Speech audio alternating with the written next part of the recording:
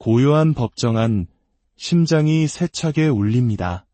판사의 무표정한 얼굴 앞에서 지난 시간들의 고통과 혼란을 증언해야 하는 순간, 이것은 단순히 영화 속 한 장면이 아닙니다. 누군가에게는 지독한 관계의 종착역이자 자신의 삶을 되찾기 위한 처절한 싸움의 시작점입니다. 안녕하세요. 오늘은 우리 삶을 조용히 하지만 깊게 파고드는 한 가지 그림자에 대해 이야기 나누려 합니다. 바로 나르시시즘적 학대입니다. 눈에 보이는 상처는 없지만 영혼의 깊은 흉터를 남기는 이 관계는 당사자가 아니면 그 고통의 깊이를 짐작하기 어렵습니다. 혼란, 자기의심, 그리고 끝없는 자책감 속에서 스스로를 잃어버리게 만들죠. 오늘의 이야기가 당신 혹은 당신 주변의 누군가에게 작은 등불이 되기를 바랍니다. 만약 지금 이 순간 보이지 않는 감정의 소용돌이 속에서 길을 잃었다면 이 이야기가 당신의 손을 잡아줄 수 있기를 진심으로 기원합니다. 저희의 이야기가 더 많은 분들에게 닿아 어둠 속에서 홀로 아파하는 이들에게 위로가 될 수 있도록 구독과 좋아요로 함께해 주시길 부탁드립니다. 여러분의 작은 움직임이 누군가에게는 큰 희망의 빛이 될 수 있습니다. 우리는 종종 혼란스러운 관계 속에서 길을 잃곤 합니다. 분명히 역기능적이고 때로는 학대적이라고 느끼지만 상대방이 나를 때리거나 물리적인 폭력을 가하지 않았다는 이유로 이건 학대가 아닐 거야라며 스스로를 다독입니다. 하지만 우리는 알고 있습니다. 상처는 눈에 보여야만 상처가 아니라는 것을요. 수많은 이들이 이런 관계 속에서 극심한 혼란을 겪습니다. 그리고 해답을 찾기 위해 인터넷을 헤매다 트라우마 유대라는 낯선 단어를 마주하게 됩니다. 학대적인 관계임에도 불구하고 피해자가 가해자에게 강한 정서적 유대감을 느끼는 현상. 마치 우리의 전통적인 정문화가 가장 어둡고 비뚤어진 형태로 나타난 것처럼 끊어내야 함을 알면서도 끊어낼 수 없는 고통스러운 족쇄와도 같습니다. 그리고 이 트라우마 유대라는 키워드를 따라가다 보면 우리는 필연적으로 한 전문가의 이름과 마주하게 됩니다. 바로 세계적인 심리학자이자 나르시시즘적 학대 분야의 최고 권위자인 라마니 두르바술라 박사입니다. 그녀는 수십 년간의 임상 경험과 연구를 통해 나르시시스트와의 관계가 개인의 삶을 어떻게 파괴하는지, 그리고 그 상처로부터 어떻게 회복할 수 있는지에 대한 깊은 통찰을 세상에 알려왔습니다. 라마니 박사는 원래 대학에서 20년 이상 재직한 학자였습니다. 그녀는 건강심리학 분야에서 나르시시즘을 연구하기 시작했고 동시에 개인 상담 클리닉을 운영했습니다. 흥미롭게도 그녀의 클리닉을 찾아온 많은 내담자들이 공통적인 고통을 호소했습니다.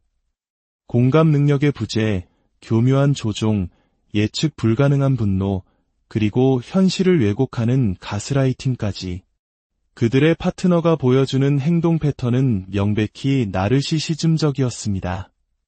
그녀는 생각했습니다. 만약 이 사람들이 나르시시즘이 무엇인지 정확히 알게 된다면 자신의 경험을 이해하고 벗어나는데 큰 도움이 되지 않을까.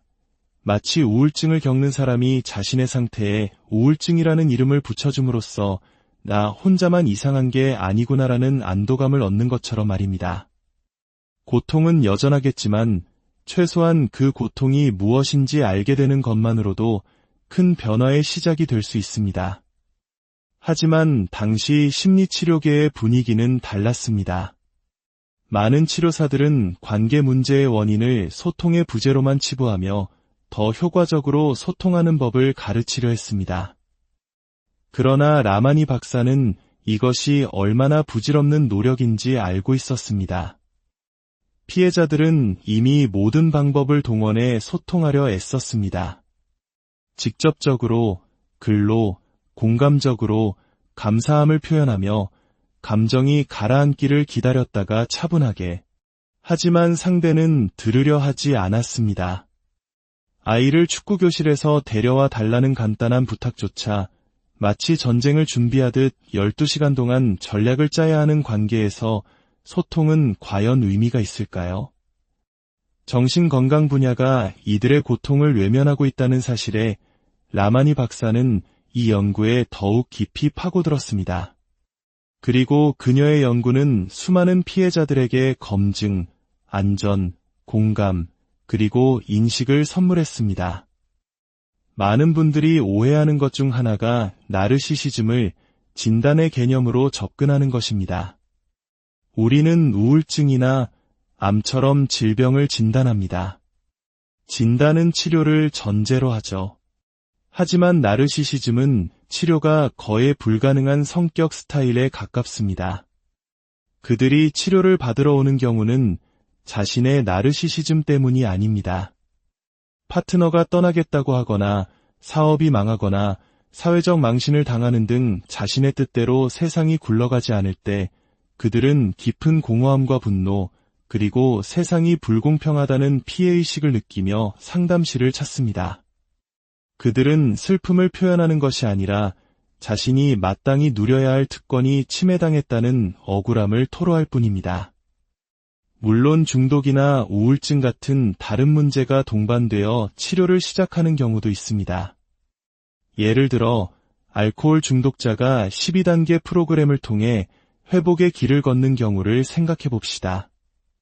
과거에 그는 극도로 이기적이고 두려움에 휩싸여 있었으며 원하는 것을 얻기 위해 거짓말과 도둑질도 서슴지 않았을 수 있습니다.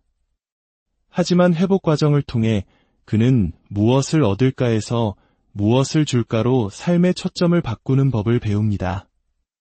새로운 습관과 신경회로를 만들며 더 나은 사람으로 변화할 수 있습니다. 이것이 바로 자기 성찰의 힘입니다. 하지만 나르시시스트에게는 이 자기 성찰 능력이 결정적으로 부족합니다. 그들은 자신의 행동이 타인에게 미치는 영향을 이해하지 못합니다. 이것이 바로 변화가 어려운 근본적인 이유입니다. 그렇다면 나르시시스트는 어떻게 만들어지는 걸까요? 선천적인 것일까요? 아니면 환경의 영향일까요? 라마니 박사는 성격을 젤리에 비유합니다. 처음 만든 젤리는 액체 상태라 어떤 모양으로든 만들 수 있습니다. 하지만 냉장고에서 시간이 지날수록 점점 굳어지죠. 나중에는 틀에서 꺼내도 그 모양을 유지하게 됩니다. 우리의 성격도 이와 같습니다. 어릴수록 뇌의 연결은 유연해서 얼마든지 긍정적인 방향으로 형성될 수 있습니다. 아이들을 트라우마로부터 보호하고 안전함을 느끼게 해주는 것이 평생의 정신건강에 지대한 영향을 미치는 이유가 바로 이 때문입니다. 성격은 보통만 25세경 뇌의 전두엽이 완전히 발달하면서 거의 굳어집니다. 이 시기 이전에 아이가 어떤 환경에서 자라느냐가 결정적입니다. 나르시시즘을 키우는 양육 환경에는 크게 두 가지 극단이 있습니다. 첫째는 아이를 세상의 중심인 것처럼 떠받들며 키우는 것입니다. 아이에게 어떠한 한계나 규칙도 가르치지 않고 모든 것을 허용합니다. 아이는 자신이 특별하며 모든 것을 가질 자격이 있다고 믿게 됩니다. 둘째는 정반대로 아이를 감정적으로 방치하고 학대하는 환경입니다. 부모가 너무 바쁘거나 중독 문제, 정신건강 문제를 겪고 있어 아이에게 일관된 사랑과 관심을 주지 못하는 경우입니다. 이런 환경에서 아이는 세상이 위험하고 예측 불가능한 곳이라 배우고 살아남기 위해 자신을 보호할 단단한 갑옷, 즉 나르시시즘이라는 방어기제를 발달시킵니다. 여기서 중요한 것은 아이에게 안전함, 존중, 공감 그리고 한계를 가르치는 것입니다. 식사 후 자기 그릇을 싱크대에 가져다 놓게 하는 작은 일, 고맙습니다라고 말하는 법을 배우는 것, 장난감을 친구와 나누는 것, 그리고 아이가 게임에서 졌을 때의 감정을 다루는 법을 가르치는 것도 중요합니다. 아이가 패배에 분노하며 보드게임을 뒤엎을 때 괜찮아, 내가 이긴 걸로 하자라고 달래는 대신 엄마가 이겨서 기쁘지만 내가 져서 속상한 마음도 이해해. 지는 건 원래 기분 좋은 일이 아니란다 라고 말해주며 아이가 자신의 감정을 건강하게 표현하고 조절하는 법을 배우도록 도와야 합니다. 부모가 된다는 것은 때로 불행해하는 아이의 불편한 감정을 곁에서 함께 견뎌주는 것을 의미합니다. 피곤하고 지친다는 이유로 아이의 감정을 무시하거나 윽박지르는 것은 아이의 마음에 너의 감정은 중요하지 않아라는 깊은 상처를 남길 수 있습니다. 나르시시스트 부모 밑에서 자란 아이는 평생에 걸쳐 그 영향을 받습니다. 아이는 부모에게 사랑받고 애착을 형성하려는 본능적인 욕구가 있습니다. 하지만 나르시시스트 부모는 예측이 불가능합니다. 뜨거웠다가 차가워지고 기뻤다가 분노합니다. 아이는 이런 부모에게 안전하게 애착하기 위해 자신의 진짜 모습을 숨기고 부모가 원하는 모습이 되어야만 살아남을 수 있다는 것을 배웁니다. 이것은 아이가 자신의 정체성을 잃어버리는 비극의 시작입니다. 만약 이혼 등의 이유로 나르시시스트와 아이를 함께 양육해야 하는 상황이라면 어떻게 해야 할까요? 라마니 박사는 이를 공동 양육이 아닌 병렬 양육이라고 부릅니다. 건강한 이혼 관계에서는 두 부모가 아이의 행복이라는 공동의 목표를 위해 협력할 수 있지만 상대가 나르시시스트일 때는 불가능합니다. 이것은 협력이 아니라 각자의 레일 위를 달리는 두 대의 기차와 같습니다. 이 상황에서 건강한 부모가 짊어져야 할 짐은 너무나도 무겁습니다. 아이에게 안전하고 예측 가능한 환경을 만들어주면서도 절대로 아이 앞에서 상대방을 비난해서는 안 됩니다. 나르시시스트 부모는 아이에게 온갖 끔찍한 말을 쏟아내며 상대방을 헐뜯겠지만 당신은 그래서는 안 됩니다. 아이는 아직 그 진실을 감당할 준비가 되어 있지 않습니다. 아이에게 내 아빠는 나쁜 사람이야 라고 말하는 순간 아이의 세상은 무너져 내립니다. 아이는 혼란에 빠지고 세상을 위험한 곳으로 인식하게 됩니다. 대신 아이가 다른 부모에 대해 혼란스러운 감정을 표현할 때 그 감정을 있는 그대로 인정해 주어야 합니다. 아빠가 그런 말을 해서 많이 속상했겠구나. 하지만 엄마는 너를 정말 많이 사랑한단다. 그 사실은 변하지 않아 와 같이 아이의 감정을 읽어주되 상대방에 대한 직접적인 비난은 피해야 합니다. 아이가 스스로 진실을 깨달을 수 있을 때까지 당신은 묵묵히 아이 곁에서 안전한 항구가 되어주어야 합니다. 이것은 거의 불가능에 가까운 어려운 일이지만 아이를 보호하기 위해 반드시 해내야 하는 과제입니다. 나르시시스트가 사용하는 가장 강력한 무기 중 하나는 바로 가스라이팅입니다. 가스라이팅은 단순한 거짓말이나 의견 차이가 아닙니다. 그것은 상대방의 현실 감각을 교묘하게 조종하여 스스로를 의심하고 미친 사람으로 믿게 만드는 정서적 학대입니다. 가스라이팅은 보통 신뢰 관계에서 발생합니다. 가족, 연인, 친구, 심지어 의사나 변호사 같은 전문가도 가해자가 될 수 있습니다. 첫 단계는 당신의 경험, 기억, 인식을 부정하는 것입니다. 내가 잘못 기억하는 거야. 그런 일은 없었어. 내가 너무 예민한 거 아니야? 와 같은 말들로 당신의 현실을 뒤흔듭니다. 그리고 다음 단계에서 그들은 문제가 당신에게 있다고 말합니다. 내 기억력에 정말 문제가 있는 것 같아. 너의 그 피해망상 때문에 내가 미치겠다. 이 관계에서 나를 힘들게 하는 건 바로 너야 라고 말하며 당신을 문제의 원인이자 가해자로 둔갑시킵니다. 이런 일이 매일 반복된다고 상상해 보십시오. 당신은 끊임없이 자신을 탓하고 더 나은 사람이 되기 위해 애쓰게 됩니다. 그들이 저지른 모든 잘못은 잊혀지고 당신은 내가 더 노력해야 해. 나는 좋은 사람이 되어야 해라는 생각에 감옥에 갇히게 됩니다. 이것이 바로 가스라이팅의 무서움입니다. 나르시시스트와의 관계가 더욱 파괴적인 이유는 그들의 간헐적 강화 전략 때문입니다. 그들은 매일 나쁘지 않습니다. 때로는 세상에서 가장 다정하고 매력적인 사람처럼 행동합니다. 함께 웃고 예술적 영감을 나누고 아이들을 사랑하는 완벽한 파트너처럼 보입니다. 당신은 그 좋은 순간들에 집중하며 희망을 품습니다. 어쩌면 내가 틀렸을지도 몰라. 우리 관계는 괜찮아질 수 있어 라고 믿게 됩니다. 하지만 행복한 순간이 지나면 예고 없이 폭풍이 몰아칩니다. 배신, 거짓말, 그리고 끔찍한 이름으로 당신을 부르며 인격을 모독합니다. 당신이 그들의 잘못을 지적하면 그들은 오히려 당신을 이상한 사람으로 몰아가고 며칠 동안 당신을 없는 사람 취급하는 침묵치료로 벌을 줍니다. 많은 피해자들은 차라리 소리를 지르는 것이 낫다고 말합니다. 침묵은 존재 자체를 부정당하는 듯한 끔찍한 고통을 주기 때문입니다. 이런 예측 불가능한 패턴이 반복되면서 당신의 뇌는 마치 도박에 중독된 것처럼 그 좋았던 순간을 갈망하게 됩니다. 이것이 바로 트라우마 유대의 핵심입니다. 관계가 끝난 후에도 고통은 끝나지 않습니다. 오히려 결별 후 학대라는 새로운 형태의 전쟁이 시작됩니다. 나르시시스트는 관계가 끝나는 순간 통제권을 잃었다고 느낍니다. 특히 자신의 이미지와 평판, 즉 체면이 손상되는 것을 견디지 못합니다.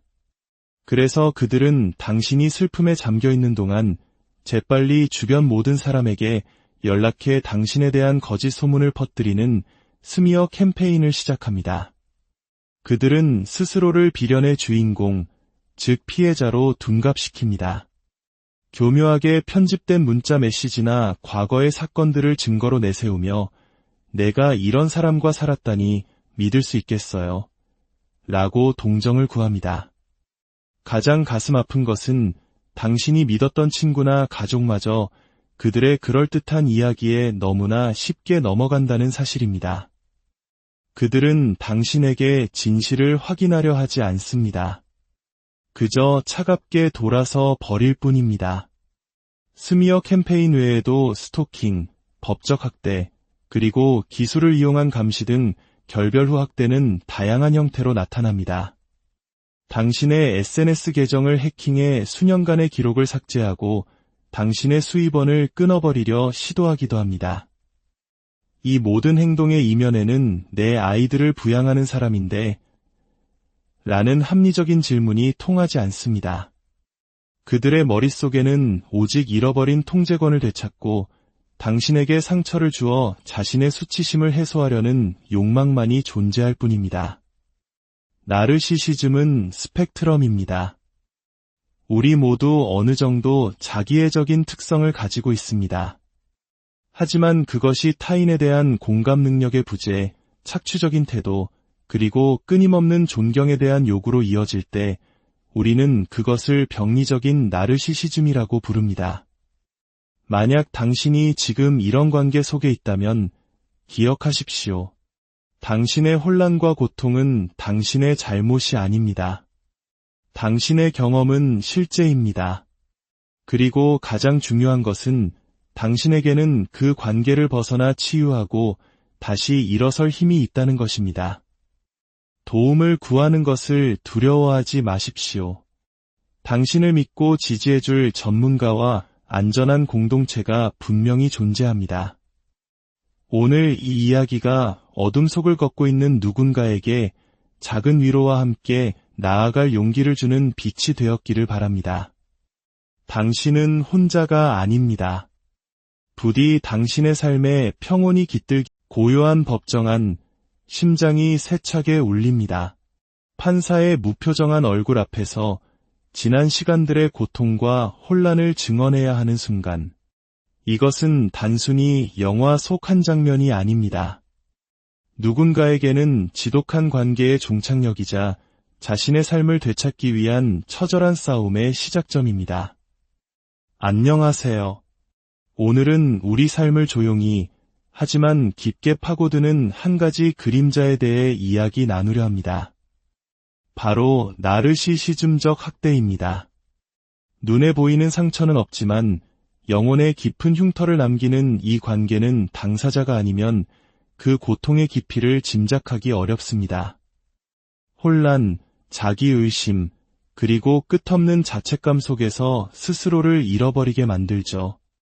오늘의 이야기가 당신 혹은 당신 주변의 누군가에게 작은 등불이 되기를 바랍니다.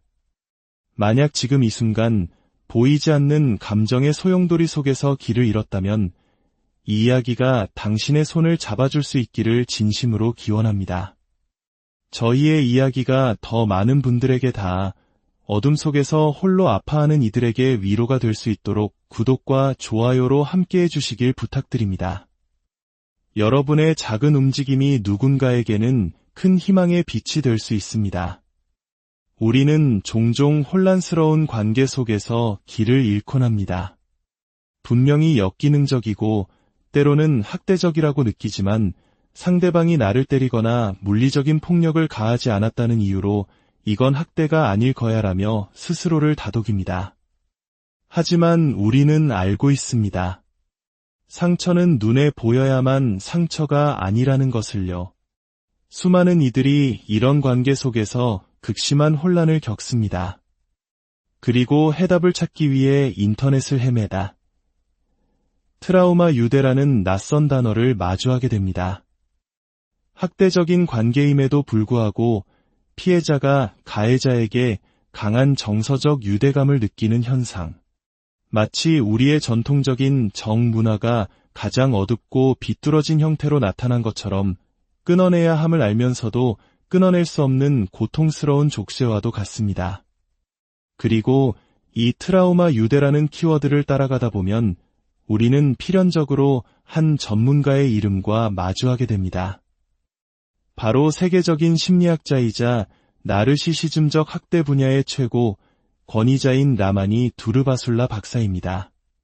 그녀는 수십 년간의 임상 경험과 연구를 통해 나르시시스트와의 관계가 개인의 삶을 어떻게 파괴하는지, 그리고 그 상처로부터 어떻게 회복할 수 있는지에 대한 깊은 통찰을 세상에 알려왔습니다. 라마니 박사는 원래 대학에서 20년 이상 재직한 학자였습니다. 그녀는 건강심리학 분야에서 나르시시즘을 연구하기 시작했고 동시에 개인 상담 클리닉을 운영했습니다. 흥미롭게도 그녀의 클리닉을 찾아온 많은 내담자들이 공통적인 고통을 호소했습니다. 공감 능력의 부재, 교묘한 조종, 예측 불가능한 분노, 그리고 현실을 왜곡하는 가스라이팅까지. 그들의 파트너가 보여주는 행동 패턴은 명백히 나르시시즘적이었습니다. 그녀는 생각했습니다. 만약 이 사람들이 나르시시즘이 무엇인지 정확히 알게 된다면 자신의 경험을 이해하고 벗어나는데 큰 도움이 되지 않을까. 마치 우울증을 겪는 사람이 자신의 상태에 우울증이라는 이름을 붙여줌으로써 나 혼자만 이상한 게 아니구나라는 안도감을 얻는 것처럼 말입니다. 고통은 여전하겠지만 최소한 그 고통이 무엇인지 알게 되는 것만으로도 큰 변화의 시작이 될 수 있습니다. 하지만 당시 심리치료계의 분위기는 달랐습니다. 많은 치료사들은 관계 문제의 원인을 소통의 부재로만 치부하며 더 효과적으로 소통하는 법을 가르치려 했습니다. 그러나 라마니 박사는 이것이 얼마나 부질없는 노력인지 알고 있었습니다. 피해자들은 이미 모든 방법을 동원해 소통하려 애썼습니다. 직접적으로, 글로, 공감적으로 감사함을 표현하며 감정이 가라앉기를 기다렸다가 차분하게. 하지만 상대는 들으려 하지 않았습니다. 아이를 축구교실에서 데려와 달라는 간단한 부탁조차 마치 전쟁을 준비하듯 12시간 동안 전략을 짜야 하는 관계에서 소통은 과연 의미가 있을까요? 정신건강 분야가 이들의 고통을 외면하고 있다는 사실에 라마니 박사는 이 연구에 더욱 깊이 파고들었습니다. 그리고 그녀의 연구는 수많은 피해자들에게 검증, 안전, 공감, 그리고 인식을 선물했습니다. 많은 분들이 오해하는 것 중 하나가 나르시시즘을 진단의 개념으로 접근하는 것입니다. 우리는 우울증이나 암처럼 질병을 진단합니다. 진단은 치료를 전제로 하죠. 하지만 나르시시즘은 치료가 거의 불가능한 성격 스타일에 가깝습니다. 그들이 치료를 받으러 오는 경우는 자신의 나르시시즘 때문이 아닙니다. 파트너가 떠나겠다고 하거나 사업이 망하거나 사회적 망신을 당하는 등 자신의 뜻대로 세상이 굴러가지 않을 때 그들은 깊은 공허함과 분노, 그리고 세상이 불공평하다는 피해의식을 느끼며 상담실을 찾습니다. 그들은 슬픔을 표현하는 것이 아니라 자신이 마땅히 누려야 할 특권이 침해당했다는 억울함을 토로할 뿐입니다. 물론 중독이나 우울증 같은 다른 문제가 동반되어 치료를 시작하는 경우도 있습니다. 예를 들어 알코올 중독자가 12단계 프로그램을 통해 회복의 길을 걷는 경우를 생각해 봅시다. 과거에 그는 극도로 이기적이고 두려움에 휩싸여 있었으며 원하는 것을 얻기 위해 거짓말과 도둑질도 서슴지 않았을 수 있습니다. 하지만 회복 과정을 통해 그는 무엇을 얻을까에서 무엇을 줄까로 삶의 초점을 바꾸는 법을 배웁니다. 새로운 습관과 신경회로를 만들며 더 나은 사람으로 변화할 수 있습니다. 이것이 바로 자기 성찰의 힘입니다. 하지만 나르시시스트에게는 이 자기 성찰 능력이 결정적으로 부족합니다. 그들은 자신의 행동이 타인에게 미치는 영향을 이해하지 못합니다. 이것이 바로 변화가 어려운 근본적인 이유입니다.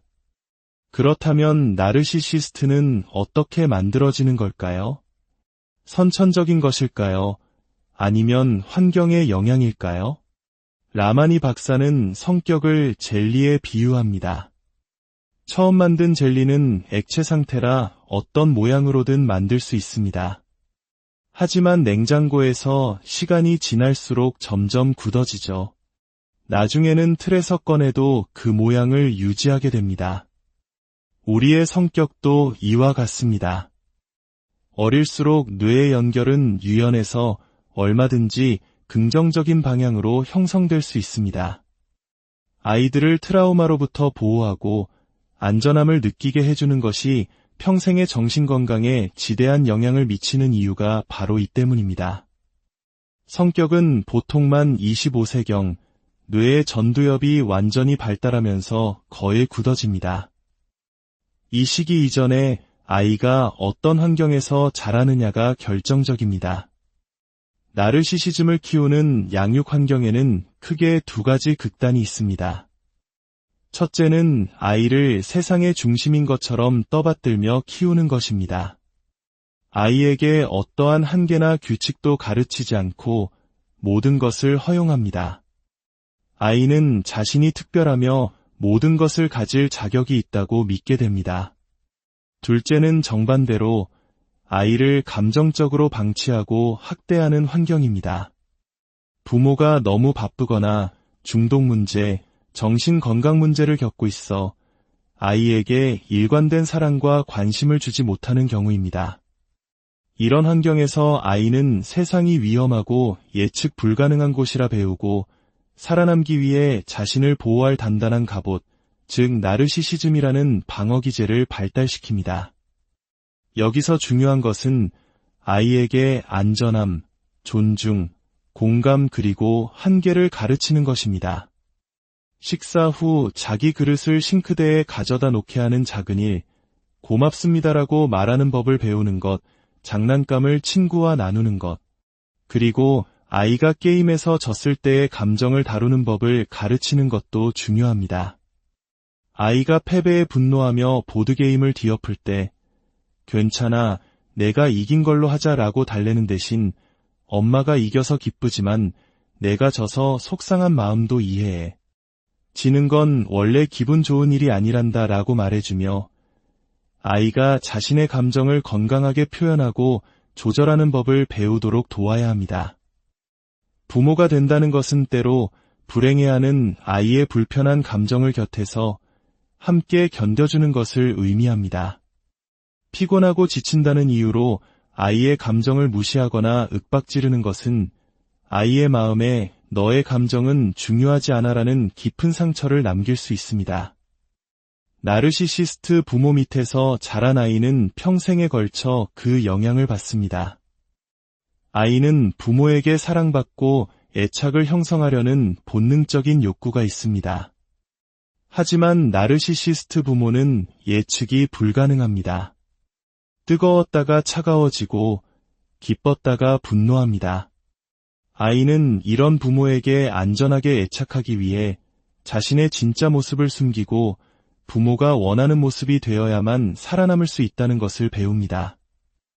이것은 아이가 자신의 정체성을 잃어버리는 비극의 시작입니다. 만약 이혼 등의 이유로 나르시시스트와 아이를 함께 양육해야 하는 상황이라면 어떻게 해야 할까요? 라마니 박사는 이를 공동 양육이 아닌 병렬 양육이라고 부릅니다. 건강한 이혼 관계에서는 두 부모가 아이의 행복이라는 공동의 목표를 위해 협력할 수 있지만 상대가 나르시시스트일 때는 불가능합니다. 이것은 협력이 아니라 각자의 레일 위를 달리는 두 대의 기차와 같습니다. 이 상황에서 건강한 부모가 짊어져야 할 짐은 너무나도 무겁습니다. 아이에게 안전하고 예측 가능한 환경을 만들어주면서도 절대로 아이 앞에서 상대방을 비난해서는 안 됩니다. 나르시시스트 부모는 아이에게 온갖 끔찍한 말을 쏟아내며 상대방을 헐뜯겠지만 당신은 그래서는 안 됩니다. 아이는 아직 그 진실을 감당할 준비가 되어 있지 않습니다. 아이에게 내 아빠는 나쁜 사람이야 라고 말하는 순간 아이의 세상은 무너져 내립니다. 아이는 혼란에 빠지고 세상을 위험한 곳으로 인식하게 됩니다.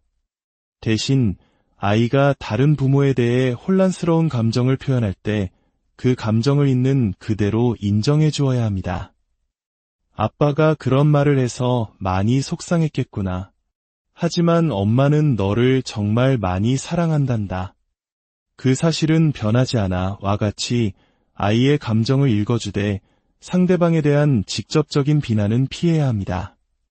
아이가 스스로 진실을 깨달을 수 있을 때까지 당신은 묵묵히 아이 곁에서 안전한 항구가 되어 주어야 합니다.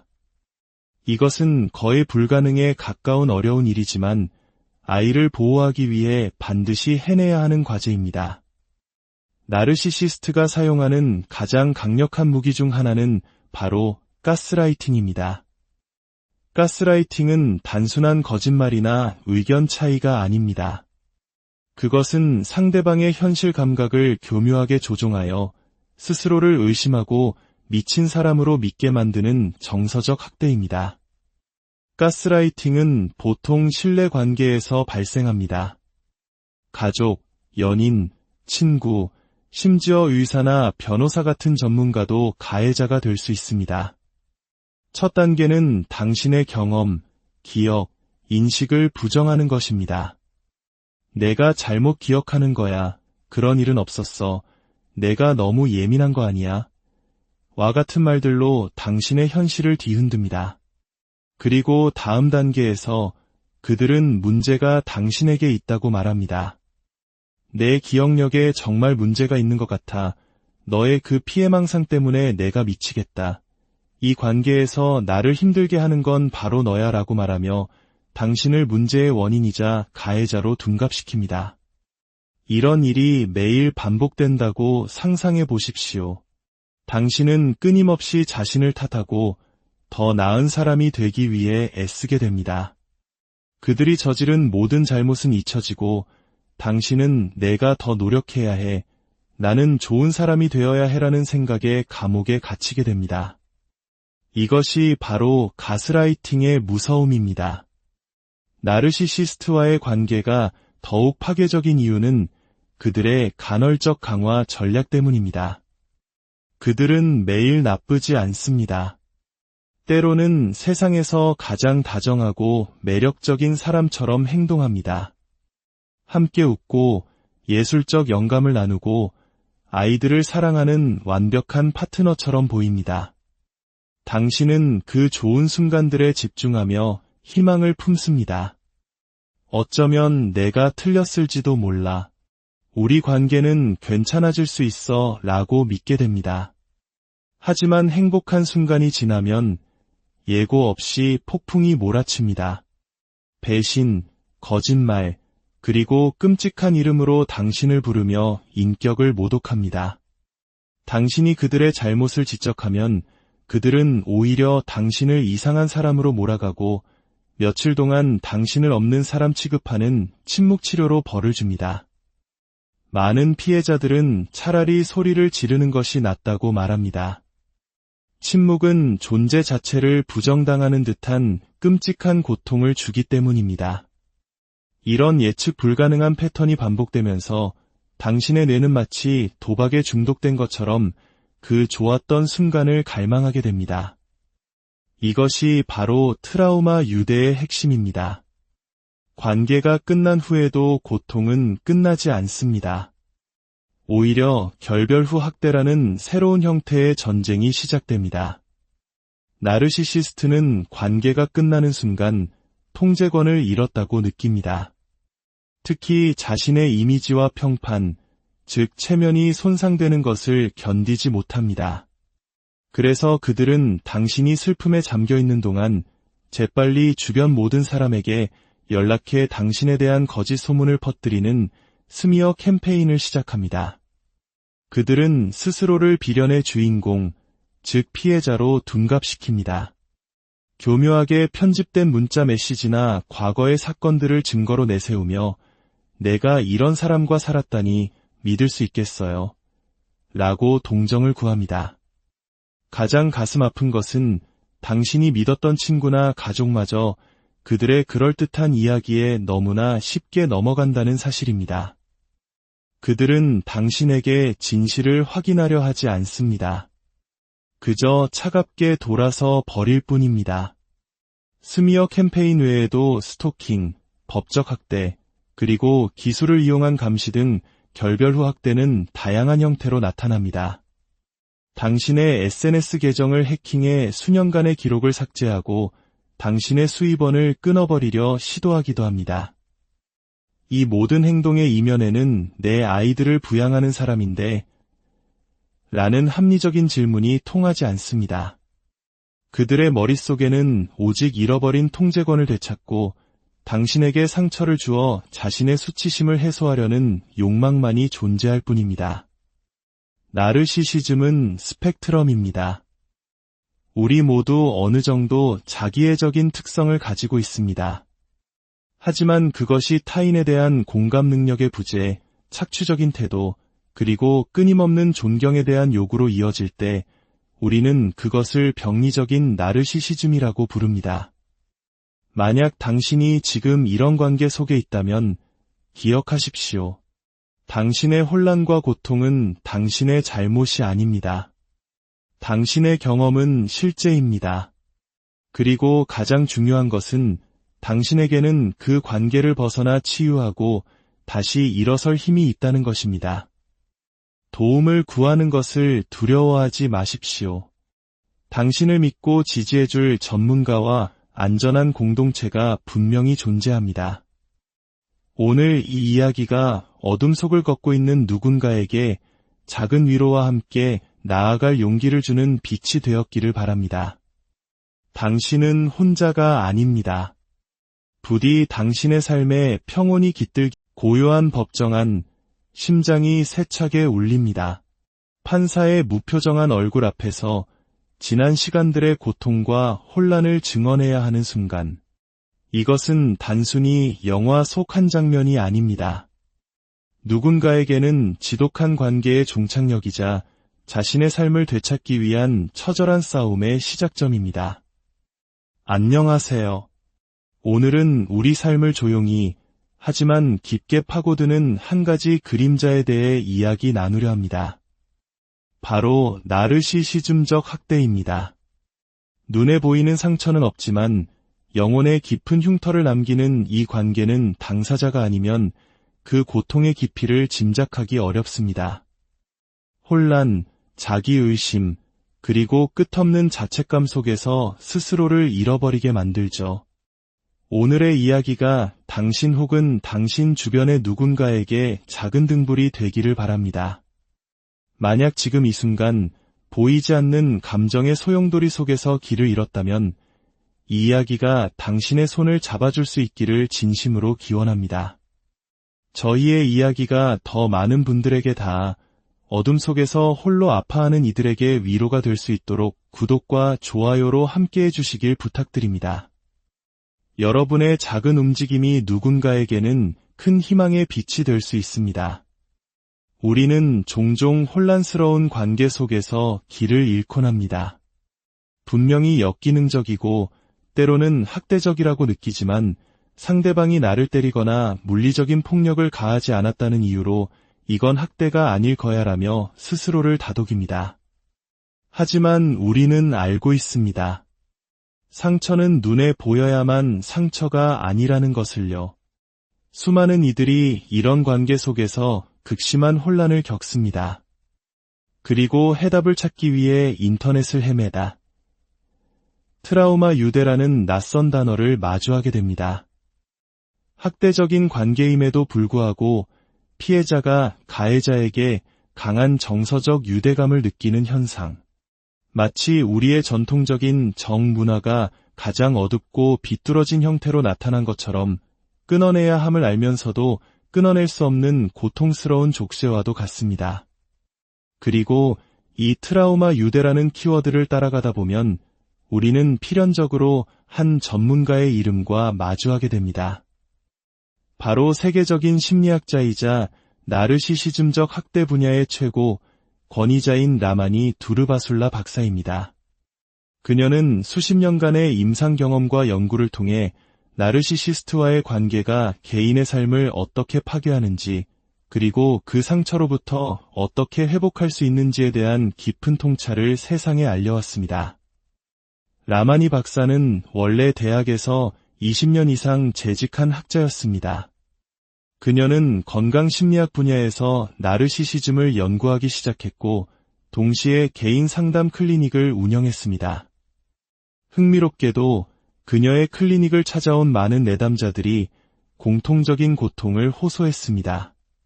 공감 능력의 부재, 교묘한 조종, 예측 불가능한 분노, 그리고 현실을 왜곡하는 가스라이팅까지. 그들의 파트너가 보여주는 행동 패턴은 명백히 나르시시즘적이었습니다. 그녀는 생각했습니다. 만약 이 사람들이 나르시시즘이 무엇인지 정확히 알게 된다면 자신의 경험을 이해하고 벗어나는데 큰 도움이 되지 않을까. 마치 우울증을 겪는 사람이 자신의 상태에 우울증이라는 이름을 붙여줌으로써 나 혼자만 이상한 게 아니구나라는 안도감을 얻는 것처럼 말입니다. 고통은 여전하겠지만 최소한 그 고통이 무엇인지 알게 되는 것만으로도 큰 변화의 시작이 될 수 있습니다. 하지만 당시 심리치료계의 분위기는 달랐습니다. 많은 치료사들은 관계 문제의 원인을 소통의 부재로만 치부하며 더 효과적으로 소통하는 법을 가르치려 했습니다. 그러나 라마니 박사는 이것이 얼마나 부질없는 노력인지 알고 있었습니다. 피해자들은 이미 모든 방법을 동원해 소통하려 애썼습니다. 직접적으로, 글로, 공감적으로 감사함을 표현하며 감정이 가라앉기를 기다렸다가 차분하게. 하지만 상대는 들으려 하지 않았습니다. 아이를 축구교실에서 데려와 달라는 간단한 부탁조차 마치 전쟁을 준비하듯 12시간 동안 전략을 짜야 하는 관계에서 소통은 과연 의미가 있을까요? 정신건강 분야가 이들의 고통을 외면하고 있다는 사실에 라마니 박사는 이 연구에 더욱 깊이 파고들었습니다. 그리고 그녀의 연구는 수많은 피해자들에게 검증, 안전, 공감, 그리고 인식을 선물했습니다. 많은 분들이 오해하는 것 중 하나가 나르시시즘을 진단의 개념으로 접근하는 것입니다. 우리는 우울증이나 암처럼 질병을 진단합니다. 진단은 치료를 전제로 하죠. 하지만 나르시시즘은 치료가 거의 불가능한 성격 스타일에 가깝습니다. 그들이 치료를 받으러 오는 경우는 자신의 나르시시즘 때문이 아닙니다. 파트너가 떠나겠다고 하거나 사업이 망하거나 사회적 망신을 당하는 등 자신의 뜻대로 세상이 굴러가지 않을 때 그들은 깊은 공허함과 분노, 그리고 세상이 불공평하다는 피해의식을 느끼며 상담실을 찾습니다. 그들은 슬픔을 표현하는 것이 아니라 자신이 마땅히 누려야 할 특권이 침해당했다는 억울함을 토로할 뿐입니다. 물론 중독이나 우울증 같은 다른 문제가 동반되어 치료를 시작하는 경우도 있습니다. 예를 들어 알코올 중독자가 12단계 프로그램을 통해 회복의 길을 걷는 경우를 생각해 봅시다. 과거에 그는 극도로 이기적이고 두려움에 휩싸여 있었으며 원하는 것을 얻기 위해 거짓말과 도둑질도 서슴지 않았을 수 있습니다. 하지만 회복 과정을 통해 그는 무엇을 얻을까에서 무엇을 줄까로 삶의 초점을 바꾸는 법을 배웁니다. 새로운 습관과 신경회로를 만들며 더 나은 사람으로 변화할 수 있습니다. 이것이 바로 자기 성찰의 힘입니다. 하지만 나르시시스트에게는 이 자기 성찰 능력이 결정적으로 부족합니다. 그들은 자신의 행동이 타인에게 미치는 영향을 이해하지 못합니다. 이것이 바로 변화가 어려운 근본적인 이유입니다. 그렇다면 나르시시스트는 어떻게 만들어지는 걸까요? 선천적인 것일까요? 아니면 환경의 영향일까요? 라마니 박사는 성격을 젤리에 비유합니다. 처음 만든 젤리는 액체 상태라 어떤 모양으로든 만들 수 있습니다. 하지만 냉장고에서 시간이 지날수록 점점 굳어지죠. 나중에는 틀에서 꺼내도 그 모양을 유지하게 됩니다. 우리의 성격도 이와 같습니다. 어릴수록 뇌의 연결은 유연해서 얼마든지 긍정적인 방향으로 형성될 수 있습니다. 아이들을 트라우마로부터 보호하고 안전함을 느끼게 해주는 것이 평생의 정신건강에 지대한 영향을 미치는 이유가 바로 이 때문입니다. 성격은 보통만 25세경 뇌의 전두엽이 완전히 발달하면서 거의 굳어집니다. 이 시기 이전에 아이가 어떤 환경에서 자라느냐가 결정적입니다. 나르시시즘을 키우는 양육 환경에는 크게 두 가지 극단이 있습니다. 첫째는 아이를 세상의 중심인 것처럼 떠받들며 키우는 것입니다. 아이에게 어떠한 한계나 규칙도 가르치지 않고 모든 것을 허용합니다. 아이는 자신이 특별하며 모든 것을 가질 자격이 있다고 믿게 됩니다. 둘째는 정반대로 아이를 감정적으로 방치하고 학대하는 환경입니다. 부모가 너무 바쁘거나 중독 문제, 정신건강 문제를 겪고 있어 아이에게 일관된 사랑과 관심을 주지 못하는 경우입니다. 이런 환경에서 아이는 세상이 위험하고 예측 불가능한 곳이라 배우고 살아남기 위해 자신을 보호할 단단한 갑옷, 즉 나르시시즘이라는 방어기제를 발달시킵니다. 여기서 중요한 것은 아이에게 안전함, 존중, 공감 그리고 한계를 가르치는 것입니다. 식사 후 자기 그릇을 싱크대에 가져다 놓게 하는 작은 일, 고맙습니다라고 말하는 법을 배우는 것, 장난감을 친구와 나누는 것, 그리고 아이가 게임에서 졌을 때의 감정을 다루는 법을 가르치는 것도 중요합니다. 아이가 패배에 분노하며 보드게임을 뒤엎을 때 괜찮아, 내가 이긴 걸로 하자라고 달래는 대신 엄마가 이겨서 기쁘지만 내가 져서 속상한 마음도 이해해. 지는 건 원래 기분 좋은 일이 아니란다 라고 말해주며 아이가 자신의 감정을 건강하게 표현하고 조절하는 법을 배우도록 도와야 합니다. 부모가 된다는 것은 때로 불행해하는 아이의 불편한 감정을 곁에서 함께 견뎌주는 것을 의미합니다. 피곤하고 지친다는 이유로 아이의 감정을 무시하거나 윽박지르는 것은 아이의 마음에 너의 감정은 중요하지 않아라는 깊은 상처를 남길 수 있습니다. 나르시시스트 부모 밑에서 자란 아이는 평생에 걸쳐 그 영향을 받습니다. 아이는 부모에게 사랑받고 애착을 형성하려는 본능적인 욕구가 있습니다. 하지만 나르시시스트 부모는 예측이 불가능합니다. 뜨거웠다가 차가워지고 기뻤다가 분노합니다. 아이는 이런 부모에게 안전하게 애착하기 위해 자신의 진짜 모습을 숨기고 부모가 원하는 모습이 되어야만 살아남을 수 있다는 것을 배웁니다. 이것은 아이가 자신의 정체성을 잃어버리는 비극의 시작입니다. 만약 이혼 등의 이유로 나르시시스트와 아이를 함께 양육해야 하는 상황이라면 어떻게 해야 할까요? 라마니 박사는 이를 공동 양육이 아닌 병렬 양육이라고 부릅니다. 건강한 이혼 관계에서는 두 부모가 아이의 행복이라는 공동의 목표를 위해 협력할 수 있지만 상대가 나르시시스트일 때는 불가능합니다. 이것은 협력이 아니라 각자의 레일 위를 달리는 두 대의 기차와 같습니다. 이 상황에서 건강한 부모가 짊어져야 할 짐은 너무나도 무겁습니다. 아이에게 안전하고 예측 가능한 환경을 만들어주면서도 절대로 아이 앞에서 상대방을 비난해서는 안 됩니다. 나르시시스트 부모는 아이에게 온갖 끔찍한 말을 쏟아내며 상대방을 헐뜯겠지만 당신은 그래서는 안 됩니다. 아이는 아직 그 진실을 감당할 준비가 되어 있지 않습니다. 아이에게 내 아빠는 나쁜 사람이야 라고 말하는 순간 아이의 세상은 무너져 내립니다. 아이는 혼란에 빠지고 세상을 위험한 곳으로 인식하게 됩니다. 대신 아이가 다른 부모에 대해 혼란스러운 감정을 표현할 때 그 감정을 있는 그대로 인정해 주어야 합니다. 아빠가 그런 말을 해서 많이 속상했겠구나.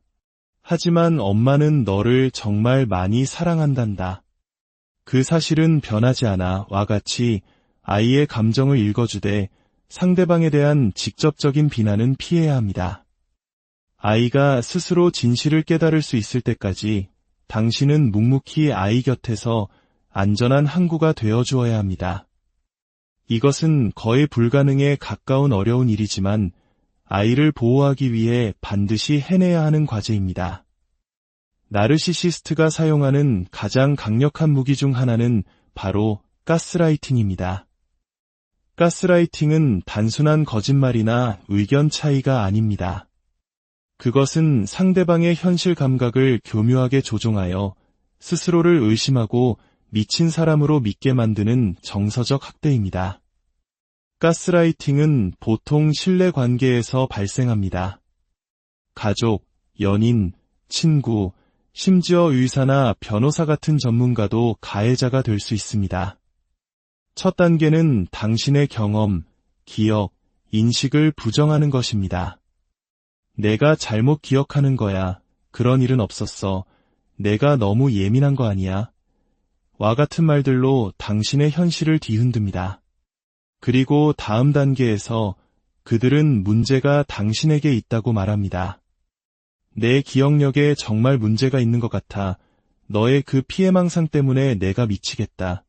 이 관계에서 나를 힘들게 하는 건 바로 너야 라고 말하며 당신을 문제의 원인이자 가해자로 둔갑시킵니다. 이런 일이 매일 반복된다고 상상해 보십시오. 당신은 끊임없이 자신을 탓하고 더 나은 사람이 되기 위해 애쓰게 됩니다. 그들이 저지른 모든 잘못은 잊혀지고 당신은 내가 더 노력해야 해, 나는 좋은 사람이 되어야 해라는 생각에 감옥에 갇히게 됩니다. 이것이 바로 가스라이팅의 무서움입니다. 나르시시스트와의 관계가 더욱 파괴적인 이유는 그들의 간헐적 강화 전략 때문입니다. 그들은 매일 나쁘지 않습니다. 때로는 세상에서 가장 다정하고 매력적인 사람처럼 행동합니다. 함께 웃고 예술적 영감을 나누고 아이들을 사랑하는 완벽한 파트너처럼 보입니다. 당신은 그 좋은 순간들에 집중하며 희망을 품습니다. 어쩌면 내가 틀렸을지도 몰라. 우리 관계는 괜찮아질 수 있어 라고 믿게 됩니다. 하지만 행복한 순간이 지나면 예고 없이 폭풍이 몰아칩니다. 배신, 거짓말, 그리고 끔찍한 이름으로 당신을 부르며 인격을 모독합니다. 당신이 그들의 잘못을 지적하면 그들은 오히려 당신을 이상한 사람으로 몰아가고 며칠 동안 당신을 없는 사람 취급하는 침묵치료로 벌을 줍니다. 많은 피해자들은 차라리 소리를 지르는 것이 낫다고 말합니다. 침묵은 존재 자체를 부정당하는 듯한 끔찍한 고통을 주기 때문입니다. 이런 예측 불가능한 패턴이 반복되면서 당신의 뇌는 마치 도박에 중독된 것처럼 그 좋았던 순간을 갈망하게 됩니다. 이것이 바로 트라우마 유대의 핵심입니다. 관계가 끝난 후에도 고통은 끝나지 않습니다. 오히려 결별 후 학대라는 새로운 형태의 전쟁이 시작됩니다. 나르시시스트는 관계가 끝나는 순간 통제권을 잃었다고 느낍니다. 특히 자신의 이미지와 평판, 즉 체면이 손상되는 것을 견디지 못합니다. 그래서 그들은 당신이 슬픔에 잠겨있는 동안 재빨리 주변 모든 사람에게 연락해 당신에 대한 거짓 소문을 퍼뜨리는 스미어 캠페인을 시작합니다. 그들은 스스로를 비련의 주인공, 즉 피해자로 둔갑시킵니다. 교묘하게 편집된 문자 메시지나 과거의 사건들을 증거로 내세우며 내가 이런 사람과 살았다니 믿을 수 있겠어요? 라고 동정을 구합니다. 가장 가슴 아픈 것은 당신이 믿었던 친구나 가족마저 그들의 그럴듯한 이야기에 너무나 쉽게 넘어간다는 사실입니다. 그들은 당신에게 진실을 확인하려 하지 않습니다. 그저 차갑게 돌아서 버릴 뿐입니다. 스미어 캠페인 외에도 스토킹, 법적 학대, 그리고 기술을 이용한 감시 등 결별 후 학대는 다양한 형태로 나타납니다. 당신의 SNS 계정을 해킹해 수년간의 기록을 삭제하고 당신의 수입원을 끊어버리려 시도하기도 합니다. 이 모든 행동의 이면에는 내 아이들을 부양하는 사람인데 라는 합리적인 질문이 통하지 않습니다. 그들의 머릿속에는 오직 잃어버린 통제권을 되찾고 당신에게 상처를 주어 자신의 수치심을 해소하려는 욕망만이 존재할 뿐입니다. 나르시시즘은 스펙트럼입니다. 우리 모두 어느 정도 자기애적인 특성을 가지고 있습니다. 하지만 그것이 타인에 대한 공감 능력의 부재, 착취적인 태도, 그리고 끊임없는 존경에 대한 요구로 이어질 때 우리는 그것을 병리적인 나르시시즘이라고 부릅니다. 만약 당신이 지금 이런 관계 속에 있다면 기억하십시오. 당신의 혼란과 고통은 당신의 잘못이 아닙니다. 당신의 경험은 실제입니다. 그리고 가장 중요한 것은 당신에게는 그 관계를 벗어나 치유하고 다시 일어설 힘이 있다는 것입니다. 도움을 구하는 것을 두려워하지 마십시오. 당신을 믿고 지지해줄 전문가와 안전한 공동체가 분명히 존재합니다. 오늘 이 이야기가 어둠 속을 걷고 있는 누군가에게 작은 위로와 함께 나아갈 용기를 주는 빛이 되었기를 바랍니다. 당신은 혼자가 아닙니다. 부디 당신의 삶에 평온이 깃들기 고요한 법정안, 심장이 세차게 울립니다. 판사의 무표정한 얼굴 앞에서 지난 시간들의 고통과 혼란을 증언해야 하는 순간, 이것은 단순히 영화 속 한 장면이 아닙니다. 누군가에게는 지독한 관계의 종착역이자 자신의 삶을 되찾기 위한 처절한 싸움의 시작점입니다. 안녕하세요. 오늘은 우리 삶을 조용히 하지만 깊게 파고드는 한 가지 그림자에 대해 이야기 나누려 합니다. 바로 나르시시즘적 학대입니다. 눈에 보이는 상처는 없지만 영혼의 깊은 흉터를 남기는 이 관계는 당사자가 아니면 그 고통의 깊이를 짐작하기 어렵습니다. 혼란, 자기의심, 그리고 끝없는 자책감 속에서 스스로를 잃어버리게 만들죠. 오늘의 이야기가 당신 혹은 당신 주변의 누군가에게 작은 등불이 되기를 바랍니다. 만약 지금 이 순간 보이지 않는 감정의 소용돌이 속에서 길을 잃었다면 이 이야기가 당신의 손을